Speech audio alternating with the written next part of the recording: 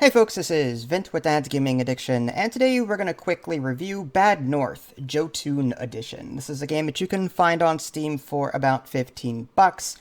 I myself got it for free during an Epic event. Epic regularly puts things for free on its store page, and this game was one of them. I somehow got a Steam version as well. I don't know what the difference is between the two, but for the most part, they are the same as far as I can tell. So, what is Bad North? Well, this is a real-time strategy game that is also a roguelite, in the sense that you're going to embark on an island, try and defend it, and then you move on to the next one. And as you continue going from left to right on this grand scale map, there's going to be this shroud that's going to be enveloping everything that you've passed up to this point. So you won't be able to embark on every single location as you continue playing this. As you progress from left to right on the map, this shroud will follow you. If you've played FTL, then you'll be somewhat familiar with what I'm talking about. Each map you're going to be assigning regiments to. And at the beginning of the game, you get 2 regiments, and they are classless at that point in time. As you defend these islands will have buildings on them. And if you save the more buildings you save, the more coins that you get. And with those coins, in between maps and islands, you can upgrade. You can upgrade your troops. There are 3 classes in the game. There's infantry, there's archery, and there's pikemen. And it's sort of like a rock, paper, scissors thing. Like, the pikemen cannot attack while they're moving, but once you set them up, they are great defensive units in that they will just keep everything at bay. Whereas if something gets around them, or if archers get a beat on them, then they're kind of useless. Whereas your footmen, they've got a sword and shield. They are great against archers because, they can block attacks. Your archers are great at range, like I said, but are crap at close range. So again, you've got this rock, paper, scissors thing going, just those 3 classes. And you'll be upgrading your troops as you find them, right? These regiments as you find them throughout the game. You start with 2, like I said, but you pick up more along the way. And you can assign up to 4 regiments per island. Once you use them, though, they have to rest, and you have to hit next turn and progress the game. So in theory, you could do, like, assuming you've got that many regiments, you can do, like, 3 to this map, 2 to this map. Or if you just want to take it easy, you can do all 4 to this map next turn, all 4 to this map next turn, so on, so on. So yeah, it's charming. I will say it's a charming and graphically well put together game. It looks very nice. I love the idea of a base defense kind of thing on a smaller scale. These islands are really small. Typically they only have 2, 3, 4 buildings on them, sometimes only even 1 building. And it's very easy to defend it sometimes because they're up on a hill. But these islands are procedurally generated too. So sometimes these houses will be in locations that are like, oh man, how am I going to defend this sucker? So you've got to put pikemen on this side or footmen on this side. As you go from island to island and progress throughout the game, you'll experience different enemy types that are good against certain class types. So your pikemen that you've been using up to this point are great, but then you get these like jumping ninja things that will slaughter you quickly.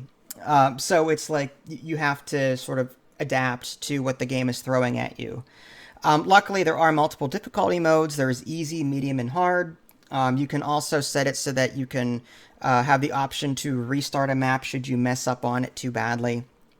But like I said, you'll be able to progress throughout the game, upgrade your units. Not only can you upgrade their class, like, they start off as nothing. You give them one of the 3 class types, and then from there you can even, like, give them special abilities. You can assign items or trinkets to them, and that will do special things. But I will say, as cool as the game is, it's pretty basic. Like, this is one of those games, like, I feel like it was put together on paper, and, like, just whatever was on paper was thrown into development, and that's it. Like, there was no further consideration to, okay, this would have been a cool idea to add. Okay, this isn't a cool idea. Let's add some more stuff. No, this game is good for what it is, but it also lacks content. I think. You're doing the same thing from island to island to island. You're massing troops, you're strategizing. If your troops get too damaged in a map, you can tell them to recover inside a nearby house, but it takes time to do that, so you have to do it strategically. So yeah, there is some strategy. Don't get me wrong. It's just, with only 3 classes and very small maps, you're just going from island to island to island to map.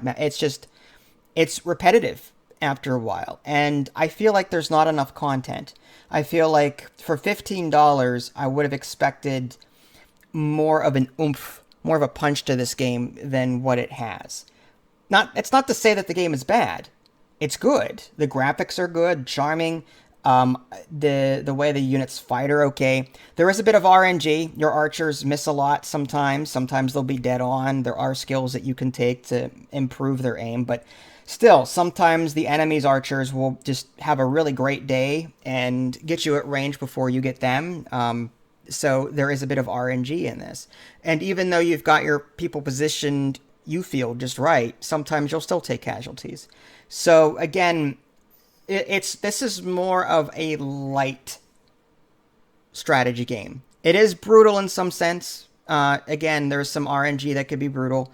And it's got roguelite elements with upgrade features, but like that's it. I really would have liked like what I want is like a Bad North 2. You know, with a lot more content, different classes than the 3 that are available. Maybe bigger islands or a wider variety of islands, different unit types, different upgrades, just more. I want more. But, you know, it seems like one of those minimalistic games that, you know, did enough to release, but I don't feel it did enough to warrant a $15 price tag, if that makes any sense. Like, I would think this is more like a $5, $10 game, not a $15 game. That's going to be a matter of opinion. I mean, it's your wallet. Different people consider, you know, games to be worth different prices. So, you know, for me to say it's only worth $5, $10, it's not going to mean anything to you. What matters is what you think. I think it could have done more than what it did. But for what it is, I like it, I enjoy it, and I've played it for 2-3 hours now, and I haven't regretted it. So, yeah, would I have paid $15 for this? Probably not. I did get it for free on Epic. So, you know, but I would not have paid $15 for this. I would have waited till, had I not gotten it for free, I would have waited till it got on sale. Something more manageable like $5, personally, based on the amount of content that's in the game. I want more. It's good. I just want more. So there you go, Bad North Jotunn Edition. If you guys haven't already subscribed to me on Twitch and YouTube, that way you can stay up to date with any new content I happen to publish. This is Vince, thanks for watching, and I'll catch you next time.